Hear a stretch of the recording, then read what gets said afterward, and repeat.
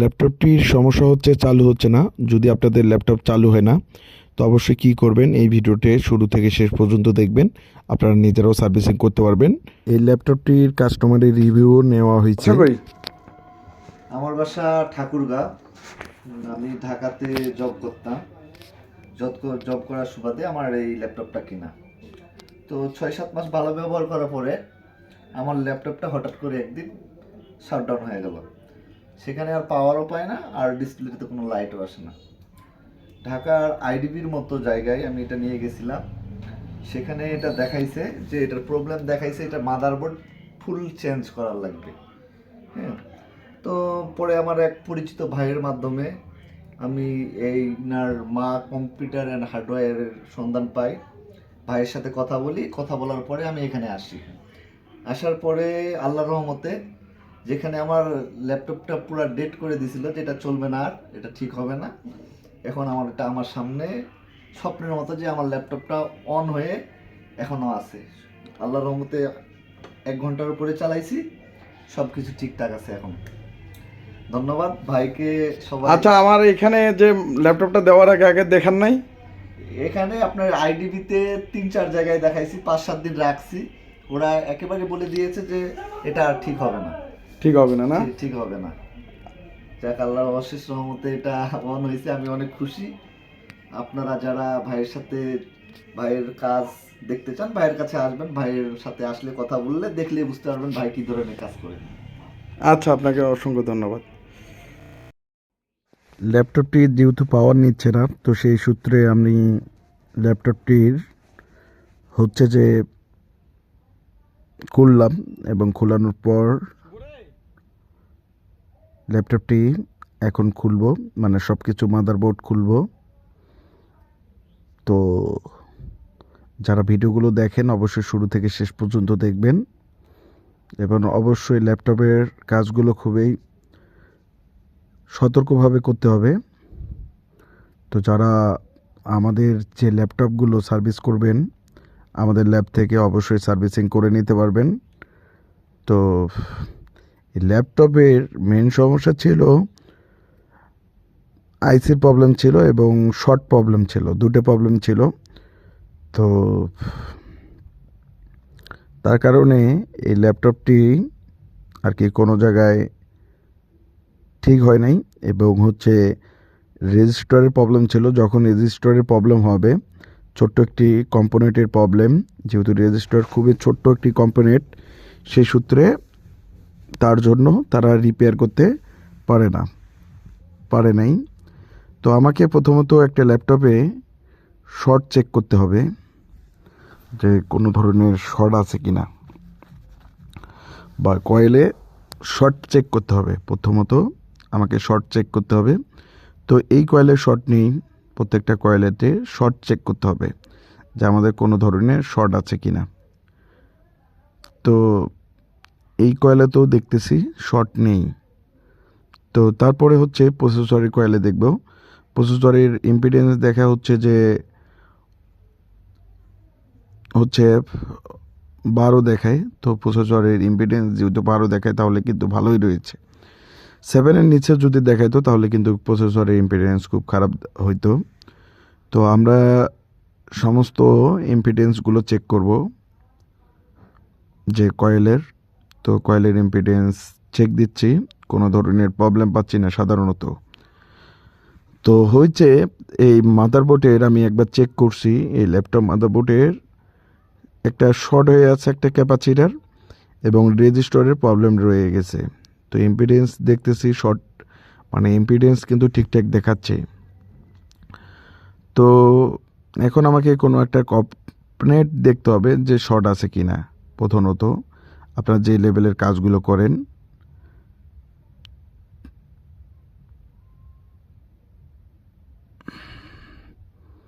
আমাকে এটা খুলতে হবে। তো যারা ল্যাপটপ, ডেস্কটপ, মাদারবোর্ড সার্ভিস করতে যাচ্ছেন অবশ্যই সার্ভিসিং করতে পারবেন। আমি ল্যাপটপটির দেখব যে কোনো ধরনের আছে কিনা। আর যেহেতু আমাদের ল্যাপটপের বোর্ড ভিওর এবং হচ্ছে যে ডায়াগ্রাম রয়েছে, প্রত্যেকটা সমস্যায় আমরা বের করতে পারবো কোথায় কী প্রবলেম থাকে সেটাও আমরা বের করতে পারবো। তো যারা আপনারা যেখান থেকে ভিডিওগুলো দেখেন অবশ্যই ভিডিওগুলো শেয়ার করে দিবেন। আমরা সকল প্রকার ডেস্কটপ এবং ল্যাপটপ মাদারবোর্ডগুলো রিপেয়ার করে থাকি। তো প্রথমত দেখতেছি একটা ক্যাপাসিটারের মতো শর্ট রয়েছে এবং কিছু মাদারবোর্ডের রেজিস্টার প্রবলেম থাকে। তো এই মাদারবোর্ডের কিন্তু রেজিস্টার প্রবলেম ছিল, সেটা আমরা আগে সলভ করছি। মানে কোথাও না কোথাও রেজিস্টার কিলোমস কমে যায় এবং ঠিকমতো ভোল্টেজ না দেয়, তার কারণে এই ধরনের প্রবলেম। তো এখান থেকে দেখতে পাচ্ছি এখানকার একটা কম্পোনেন্টের প্রবলেম। তো এটা আমি তুলে এবং চেঞ্জ করব, তুলে নতুন একটি লাগাই দেব। তো যারা আপনারা আমাদের ভিডিওগুলো দেখেন অবশ্যই ভিডিওগুলো শেয়ার করে দিবেন। আমরা সকল প্রকার ডেস্কটপ এবং ল্যাপটপ মাদারবোর্ডগুলো রিপেয়ার করে থাকি। আর খুব ছোট্ট জিনিস নষ্ট হওয়ায় খুব তারা বুঝতে না পারায়, তো এই যে কম্পোনেন্টের প্রবলেম দেখতে পাচ্ছেন, এখন নতুন একটি কম্পোনেন্ট লাগাই দিতে হবে এই জায়গায়। অর্থাৎ এই যে আমি একটা কম্পোনেন্ট লাগাই দেব।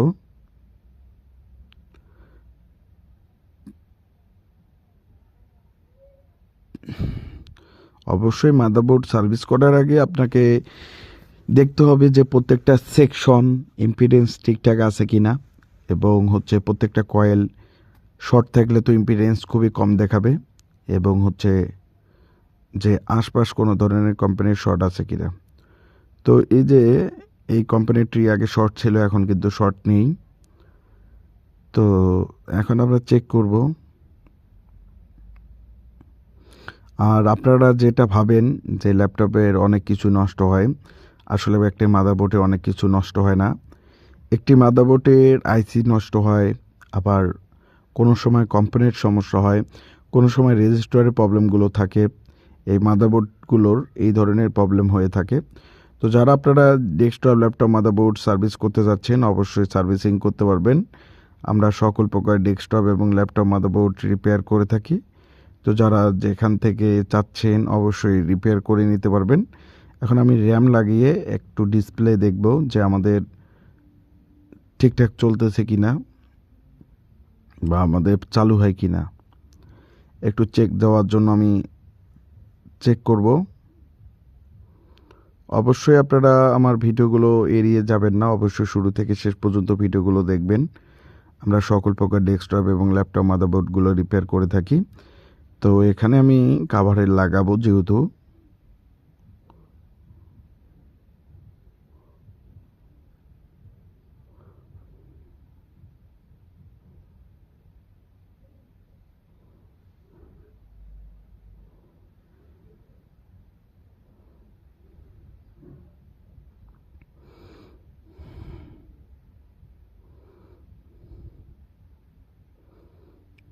তবে পিসির মাদারবোর্ডটি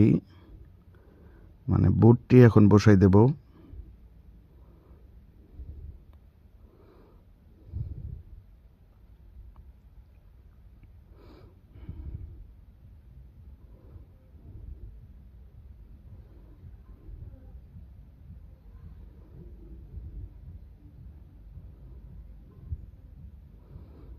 সুন্দরভাবে এখন বসাই দেব।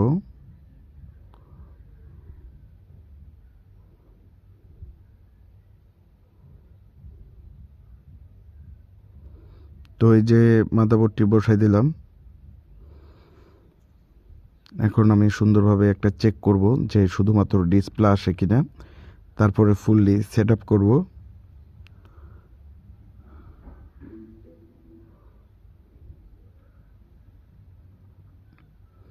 তো এটা বসাই দিচ্ছি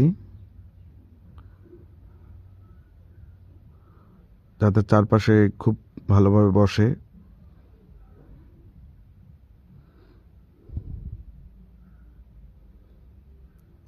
তো অবশ্যই যারা প্রথম ভিডিওগুলো দেখতেছেন অবশ্যই ভিডিওগুলো শেয়ার করে দিবেন। আমরা সকল প্রকার ডেস্কটপ এবং ল্যাপটপ মাদারবোর্ডগুলো রিপেয়ার করে থাকি।